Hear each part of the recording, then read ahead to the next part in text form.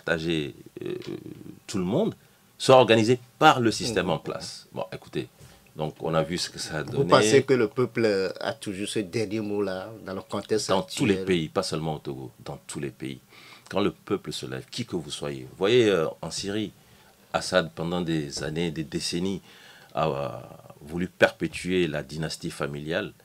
S'il était venu avec cette volonté même de démocratisation, de donner un souffle nouveau, je pense que peut-être que le peuple aurait accepté. Mais très vite, on a vu que c'était la dérive autoritaire. Il a empêché son peuple d'être épanoui. Vous savez, quand les gens disent que les Africains n'ont pas cette maturité pour la démocratie, je dis, mais les gens ne connaissent pas les Africains. Voyez les Africains, qu'est-ce que nous allons faire? Danser, chanter. Mais si vous n'êtes pas libre, est-ce que vous pouvez faire cela? Ce sont des vertus de la liberté. Nous voulons être libres en Afrique. Nous voulons être libres d'aller danser, d'aller chanter. On aime s'enjailler. Mais si vous n'êtes pas libre, vous ne pouvez pas le faire. Donc, sachez que l'Afrique, le peuple africain est épris de liberté. Le peuple togolais est épris de liberté. Et si on continue à faire ce qu'on est en train de faire, prendre un Affectio, l'enfermer, parce qu'il a écrit un poème, sachez que les gens sont eux-mêmes en train de préparer la fin de leur système.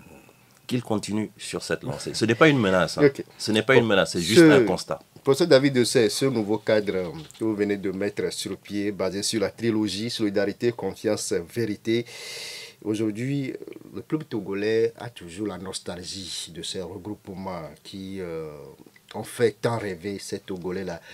Aujourd'hui, qu'est-ce qui fait la particularité de ce nouveau cadre que vous venez de mettre sur pied, qui va encore redonner cet espoir-là à ce peuple togolais, pour certains désabusés?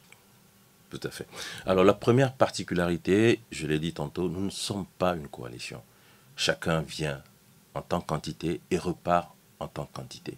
Nous ne sommes pas une coalition. Et la preuve, c'est que nous n'avons pas de porte-parole, nous n'avons pas de coordination, nous n'avons pas de bureau. Vous l'aurez certainement constaté. Et chacun parle au nom du cadre? Chacun, si on doit prendre la parole au nom du cadre, bien sûr, c'est parce qu'on en a discuté et qu'on a arrêté une position. Et chacun peut aller s'exprimer au nom du cadre et présenter la position du cadre par rapport à un sujet précis. Et chacun peut aussi continuer de s'exprimer pour son entité. C'est ce qu'il y a de plus logique et de plus normal. Première caractéristique. Deuxième caractéristique, justement, on s'est appuyé sur les expériences du passé. Oui. Vous avez parlé de beaucoup de choses, de regroupements qui ont suscité beaucoup d'espoir, qui ont fini par disparaître. C'est parce qu'il y a eu certainement des problèmes. Nous avons écouté, nous avons parlé avec des gens, nous avons discuté avec des gens. Il y a des anciens que nous respectons beaucoup. Nous ne disons pas qu'ils ont échoué. Justement, ils ont évolué jusqu'à un certain point. Nous essayons à partir de ce point d'évoluer encore plus et peut-être ensemble arriver à l'aboutissement. Ils sont toujours avec vous. Ils sont là et nous les personnes ressources. Absolument. Qui vous conseillent. Absolument. Nous discutons avec ces personnes et nous entendons les choses. Nous entendons aussi de la frustration. Nous sommes des êtres humains. Quand je viens, je vous insulte aujourd'hui proprement, j'insulte vos parents, votre famille. Même si demain je dis bon c'est pas grave, écoutez, je l'ai dit parce que c'était pour le pays. Même si vous dites que vous avez accepté, vous avez pardonné, quoi qu'il en soit, il y a une plaie. Quoi qu'il en soit, il y a une cicatrice. Et donc, à un moment donné, vous allez exprimer cette frustration. Et moi, je dois prendre en compte ce que vous avez exprimé pour voir comment est-ce que je peux faire pour que j'apaise vraiment votre douleur. Si j'apaise votre douleur, vous accepterez qu'on évolue ensemble. Mais si j'insulte Gildas et je dis non, je l'ai fait pour le bien de Radio Victoire, ou je l'ai fait pour le bien du Togo, même si vous êtes patriote, même si vous aimez le Togo, si je viens vous prendre par la main, évoluer ensemble, même si vous me suivez, je sais que ce ne sera pas de gaieté de cœur. C'est comme ça, c'est la nature humaine. C'est aussi un travail que vous devez faire, parce qu'ils sont ensemble, mais aujourd'hui, ils ont ces cicatrices-là. Bien sûr. Vous, en tant que médecin, vous le savez bien. Est-ce qu'il faut faire une chirurgie de ce sentiment-là, ou bien il faut enlever... Et Gildas, je te remercie.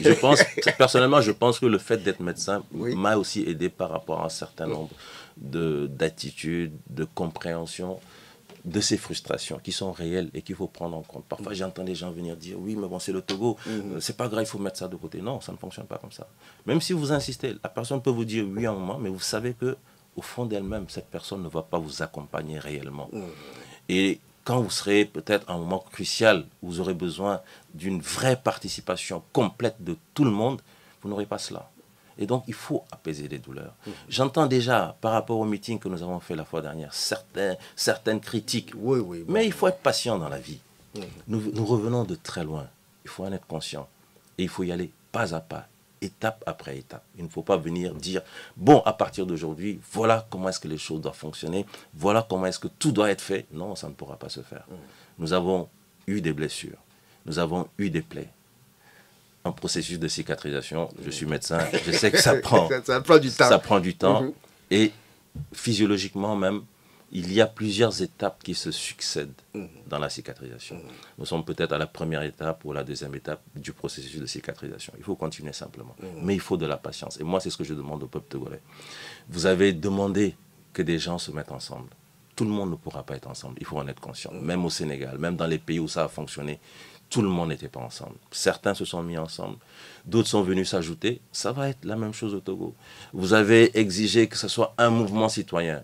Les OSC n'ont pas cette capacité, soyons-en conscients, de dire parti politique, il n'y a pas les cas, mais là, ouais, jamais.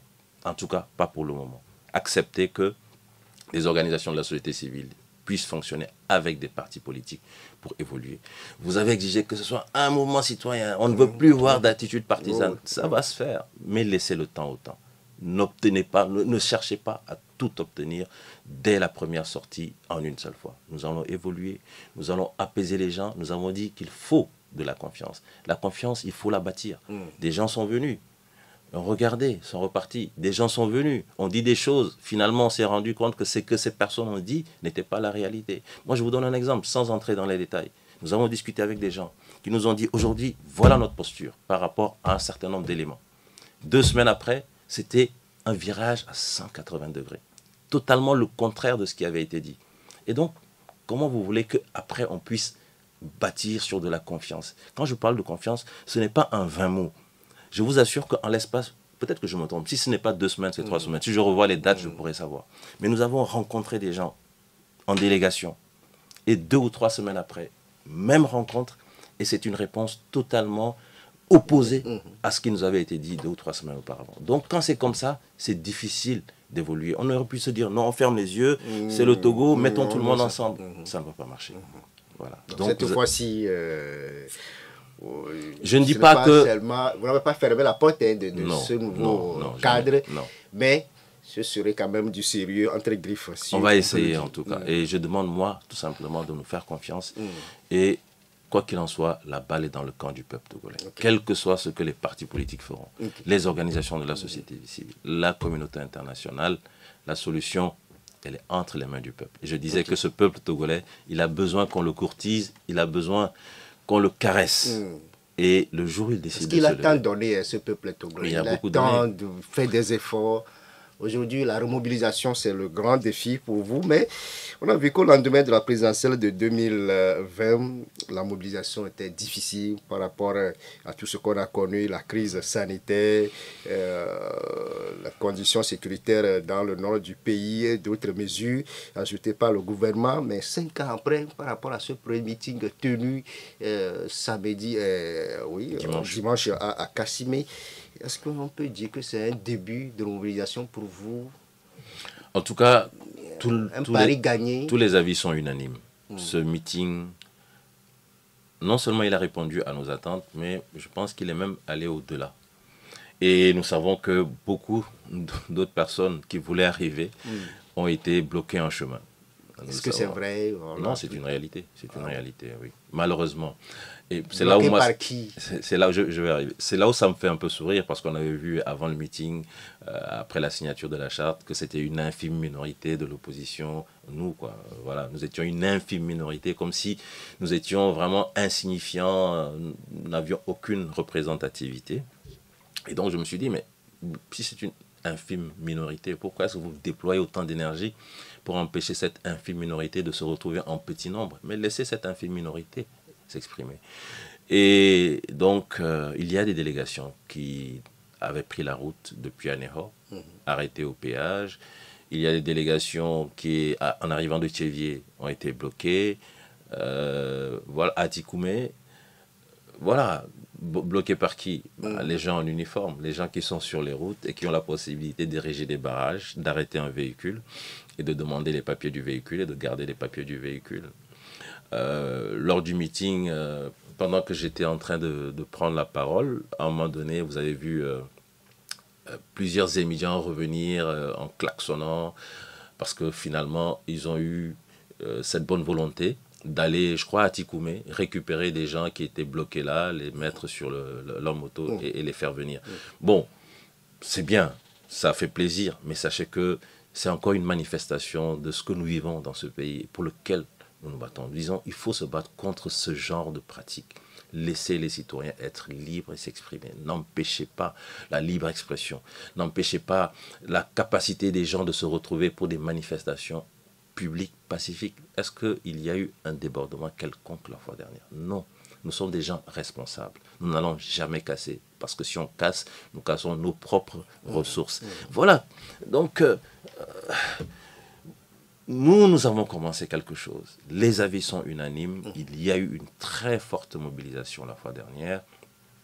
Nous allons nous retrouver cette semaine, faire le point et bien sûr voir quelle sera la prochaine manifestation, qu'est-ce qu'on fera précisément, où est-ce que ça va se faire, avec qui, dans quelles conditions, dans quelles circonstances.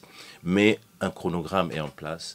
Un calendrier en place, nous allons avancer pas à pas. Certains disaient aussi, oui, vous faites tout cela, mais la date du 6 mai 2025 approche. Pour nous, ça ne représente rien. Okay. Pour nous... On va y revenir. Si le train de la Constitution du 6 mai 2024 n'est pas déjà sur les rails, est-il encore possible d'arrêter ce train du moment où les institutions sont déjà presque se mettent en place avec le Sénat qui va mettre en place son bureau dans un bref délai? Madame, Monsieur, nous sommes avec le professeur David Dossé, premier porte-parole du Front citoyen Togo Debout. On marque la pause et on revient pour la suite du débat. Audi Actu. Toute l'information en temps réel sur la 96.3 Victoire FM. Nous sommes de retour en studio avec notre invité, professeur David Dossé, premier porte-parole du Front citoyen Togo Debout. On revient sur la manifestation de dimanche à Kassimé contre la nouvelle constitution de la République adoptée en mai 2024. Professeur David Dossé, aujourd'hui c'est l'étape de Lomé. Ce test-là, qu'on dise, est une réussite pour vous, organisateurs. Est-ce que vous comptez aller en dehors de Lomé prochainement? Je pense que ce serait même une erreur de dire que tout va se passer à Lomé. Le Togo ne se limite pas à la capitale. Et stratégiquement, nous avons intérêt à sillonner, ce sera difficile de dire l'ensemble des localités, mais il faudra faire l'effort. Et surtout, à un moment donné, peut-être qu'on ne sera pas obligé de se déployer tous ensemble. On peut imaginer, par exemple, que certains soit dans une localité dans le nord du pays, d'autres soit dans une localité dans le centre, et ça permettra ainsi de renforcer les canaux d'information et de conscientisation par rapport à ce que nous voulons faire. D'une façon synchronisée aussi, c'est envisageable? Pourquoi pas? Tout est une question de ressources, ressources humaines, ressources financières. Bien sûr, on n'a peut-être pas encore les moyens de notre politique, mais nous espérons vraiment pouvoir aller de l'avant, engranger plus de soutien et obtenir ainsi les moyens nécessaires pour réaliser ce que nous avons en tête. Okay. Au fond, qu'est-ce que vous reprochez à cette nouvelle constitution? C'est vrai que vous l'avez dit que les députés qui étaient artisans de cette modification sont en fin de mandat, le peuple n'a pas été consulté, la voie référendaire a été oubliée. Mais au-delà de tout, quels sont les autres greffes contre ce nouveau texte fondamental? Merci d'avoir rappelé effectivement que le processus a été totalement illégal. Il a été non transparent, il a été non inclusif. Vous l'avez rappelé, c'est une bonne chose. Même si vous partez de l'exposé des motifs, vous comprenez finalement que cette nouvelle constitution, elle est bâtie sur du mensonge. L'exposé des motifs, je me rappelle qu'on disait qu'il fallait faire en sorte d'économiser de l'argent parce que les élections présidentielles son budgétivore. J'avoue que ça m'a fait rire parce que j'ai l'impression qu'en écrivant cela, on prend les Togolais pour ce qu'ils ne sont pas. Voilà, on annonce que parce qu'il faut apaiser la vie politique. Bon, je ne vais pas insister sur l'exposé des motifs, mais disons que pour moi, c'est un gros tissu de mensonges. Ensuite, le caractère illégal. Et je pense qu'il est important parce que nous bâtissons notre résistance sur le fait que cette constitution, elle est illégale. Parce qu'elle a violé notamment l'article 59 de la constitution de 92. L'article 59 qui dit clairement que si en tout cas on décide de changer le mode de désignation du chef de l'État, il faut venir vers le peuple togolais. Parce qu'on a tous compris que, effectivement, c'est un poste qui engage beaucoup d'enjeux. Et que quelques personnes, quelques individus ne peuvent pas se permettre de changer cela sans en référer au peuple. Et aujourd'hui, est-ce qu'on a changé le mode de désignation du chef de l'État? La réponse est oui. La nouvelle constitution dit qu'on n'a plus d'élection présidentielle, il n'y a plus de suffrage direct, etc. etc. Donc, ça a été changé. Deuxième question, est-ce qu'on est venu devant le peuple, vers le peuple, pour avoir son avis? Non. Donc, ça veut dire que on a fait quelque chose qui était totalement contraire à l'esprit de la C92, en totale violation des dispositions de la C92. Donc on a fait quelque chose d'illégal. Et ça, c'est un crime imprescriptible. Je voudrais que ceux qui l'ont fait, ceux qui ont adopté, je pense qu'ils étaient 87 ou 89, je ne sais plus exactement, sachent que ce sont des criminels. Il faut le dire. Ils ont trahi notre peuple. Ils ont trahi notre nation.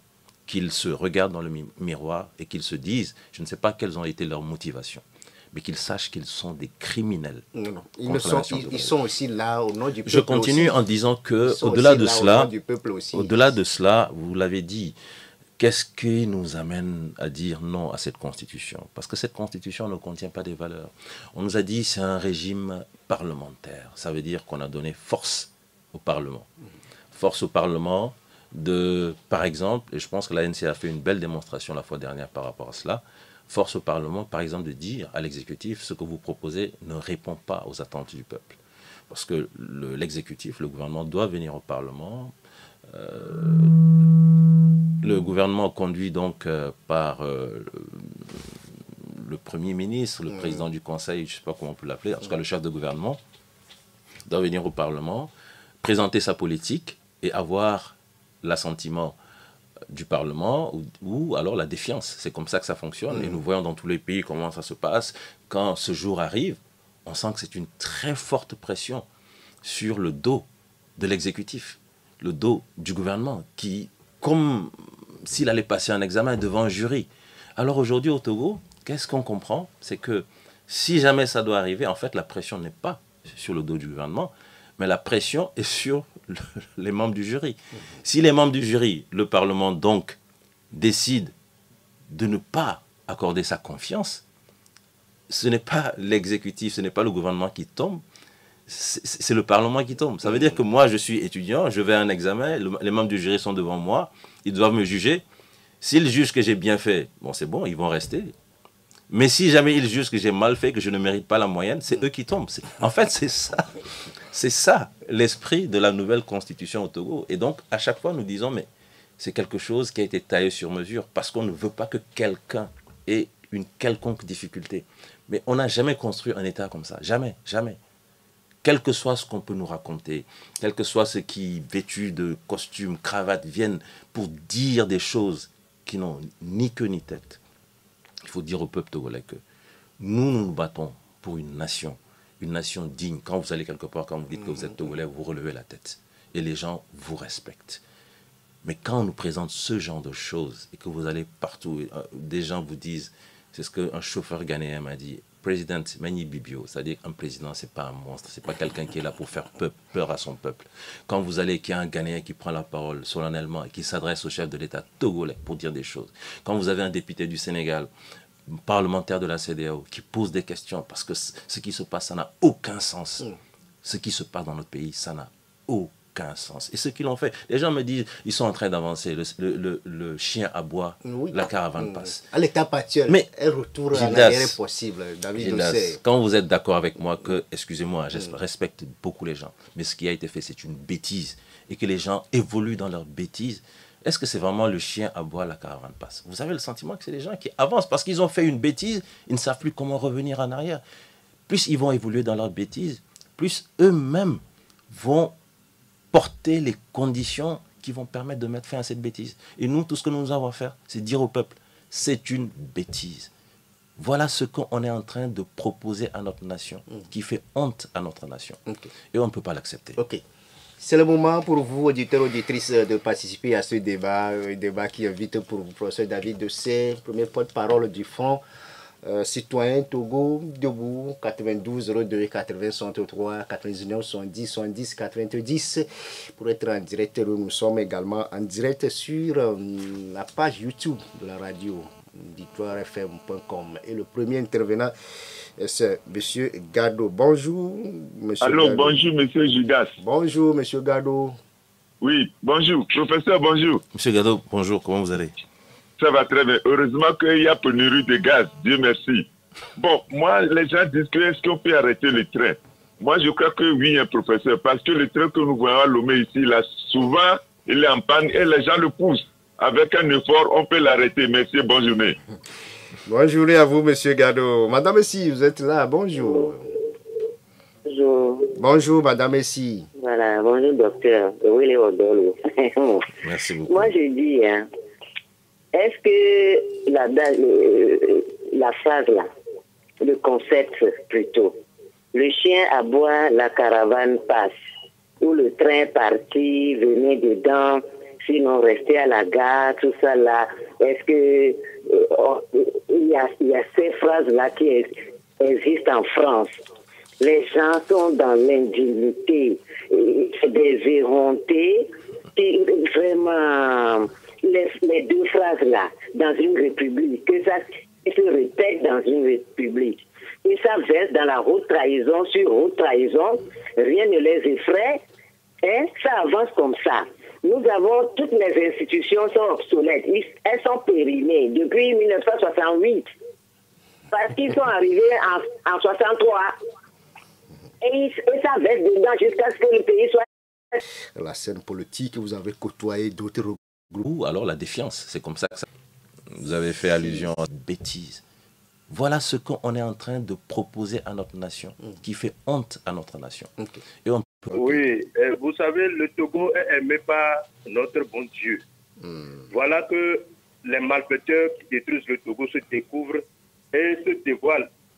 Mais ceux qui veulent reconstruire le tissu social sont vraiment mis en danger par ce régime constitué de, retenez bien le mot, des médiocres. Allô, monsieur Ali. C'est des autorités, il faut quand même un peu d'égard, un peu de courtoisie dans vos propos pour qu'on se mette d'accord. Parce qu'aujourd'hui, cette émission, ce n'est pas contre quelqu'un, donc soyez responsables pour nous aider. Merci beaucoup. Apollinaire, bonjour. Oui, bonjour, grâce à toi, l'État. Bonjour, professeur. Oui, bonjour, monsieur Apollinaire. Courage à vous, hein. Je le contrôle, il y a de l'espoir. Merci beaucoup. J'aimerais savoir, avant le début de cette liste-là, on vous a vu devant, à côté de M. Nathaniel Olympio, que vous avez formé une coalition là. Où se trouve cette coalition-là actuellement? Merci. Merci beaucoup à vous, Apollinaire. Merci beaucoup pour ces interventions. Rapidement, on va laisser notre invité d'apporter des éléments de réponse. On va rapidement avec la préoccupation de Komi qui dit vous avoir vu au début de cette réforme participer à des débats contradictoires avec les artisans de cette réforme. Je veux dire, est-ce que l'exercice se poursuit? En tout cas, nous sommes disponibles. Je pense que à chaque fois qu'on aura la possibilité d'exprimer un point de vue, d'exprimer des arguments sur des bases factuelles par rapport à cette nouvelle constitution, on le fera. Si on nous invite et que cela se passe dans un cadre serein, il n'y a pas de raison qu'on dise non. J'insiste sur cet aspect parce que nous savons que parfois certaines invitations sont viciées. Des guet-apens entre griffes. C'est à peu près cela. Et il faut faire attention. Mais Vous avez fait allusion à ce qui s'était passé l'année dernière. S'il y a ce genre de débat, sachez que nous savons que nous n'avons pas peur de discuter. Nous savons très bien que nous avons des arguments à faire valoir, même sans être juriste. Il y a des choses qui relèvent du bon sens. Donc, nous serons toujours en mesure de répondre. Et j'espère que, merci d'avoir fait cette remarque, j'espère que la stratégie pour eux ne va pas être on ouvre tous les canaux pour les gens qui vont parler des bienfaits, entre guillemets, de cette nouvelle constitution, et on fait tout pour empêcher des gens comme nous qui pensons le contraire de nous exprimer. Voilà. Donc il faudrait que le traitement soit tout à fait égal. Okay. Par rapport à la deuxième partie de sa préoccupation, il disait initiative du ministre Paco Madjouri des droits de l'homme. À chaque occasion aujourd'hui, on revient sur cette nouvelle constitution. Ça veut dire que, justement, on explique quand même cette constitution. Ça fait un an qu'on explique. Ça fait un an qu'on explique. Donc ça prouve qu'il y a un problème quelque part. Et vous ne pouvez pas imposer à un peuple un problème. Vous êtes dans une nouvelle dynamique. Vous le dites, c'est pour aider au développement. Mais un an après, vous êtes encore dans l'explication. Ça veut dire que le peuple n'a pas accepté. Quand est-ce que vous allez obtenir cette... Parce que le peuple doit être présent pour porter cette dynamique de développement. Pendant une année, je suis d'accord qu'il y ait de la pédagogie. Mais cette pédagogie, habituellement, on l'a fait avant. On l'a fait avant, on explique. Et une fois qu'on a bien expliqué, on demande au peuple de décider. Et si le peuple a compris, le peuple a accepté, il vote pour. Une fois qu'on vote pour, en avant la musique. En avant le train, justement. Le train, mais cette fois-ci, le train du développement. Et là, ça fait un an qu'on a fait un truc totalement illégal. Un an qu'on cherche à expliquer, à habiller, à rhabiller, puisque vous savez que même la dernière mouture, ce n'est pas la mouture initiale. Il y a eu tellement de modifications qu'on ne se retrouve pas.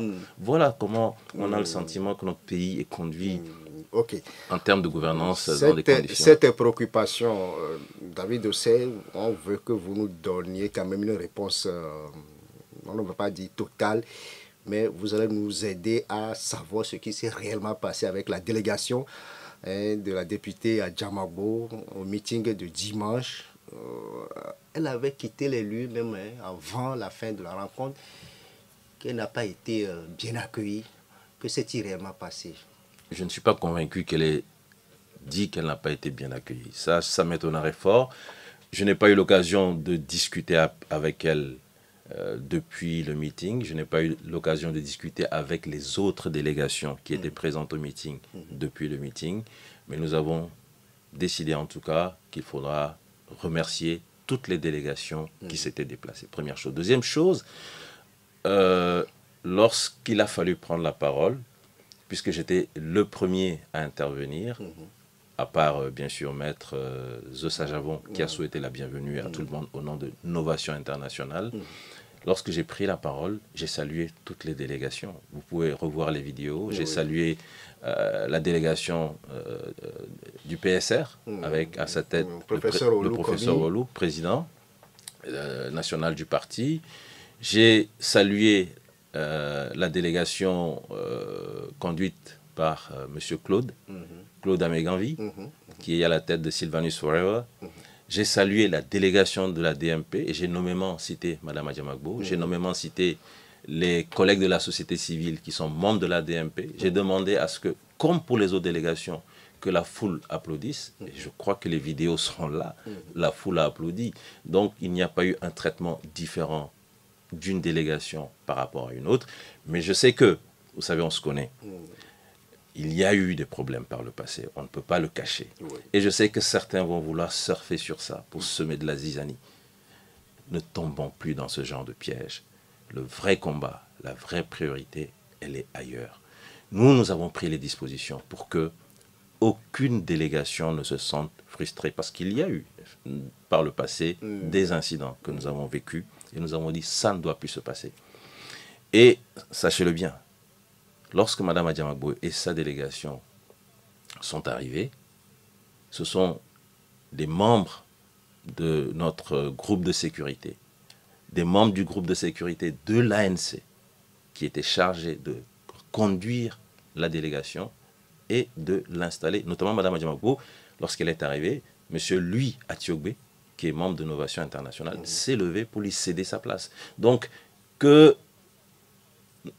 Est-ce que dans le programme, il était prévu qu'elle prenne la parole? Dans le programme, il était prévu que les organisateurs et les soutiens les plus, comme moi par exemple, puisque je n'étais pas organisateur, prennent la parole. C'était un programme préétabli, avec des thématiques bien précises. Moi, je devais parler de l'état de la nation. Le président Apévan devait parler du pourquoi une charte et pourquoi un cadre de réflexion et d'action. Et le président Fabre devait parler de la Constitution et de ses grosses incohérences. C'est ce qui était prévu. Et nous avions dit, il ne faut pas faire un meeting trop long. C'est un premier meeting. Faisons en sorte... Vous avez vu qu'habituellement, on donnait la parole à la population, on permettait aux gens de s'exprimer. Cette fois-ci, ça n'a pas été fait. Je ne sais pas pourquoi est-ce qu'il faut se focaliser sur la délégation de la DMP. Il y avait la délégation du PSR. Pourquoi est-ce qu'on ne demande pas? Pourquoi est-ce qu'on n'a pas donné la parole au PSR? Pourquoi est-ce qu'on n'a pas donné la parole à M. Claude Améganvi? Donc, je réponds parce que la question a été posée, mais surtout ne tombons pas dans ce genre de discussion stérile qui n'apporte rien à la lutte. Professeur David Dossé, nous sommes à la fin de l'entretien. Qu'est-ce que vous avez à dire en guise de conclusion? En tout cas, je vous remercie. Alors, très rapidement, remercier du fond du cœur tous ceux qui ont fait le déplacement, tous ceux qui ont soutenu, tous ceux qui ont voulu arriver, qui ont été empêchés, tous ceux qui, dans la diaspora, ont suivi, ont soutenu, ont écrit pour soutenir. Le MLN, Freedom Togo a écrit, etc., etc. Farida, etc. Je ne voulais pas citer, mais permettez juste que je cite ces noms. Ils sont nombreux à nous avoir soutenus. Et je voudrais dire merci à tous cela. À vous aussi, journalistes qui étiez présents cette fois-ci. Merci également.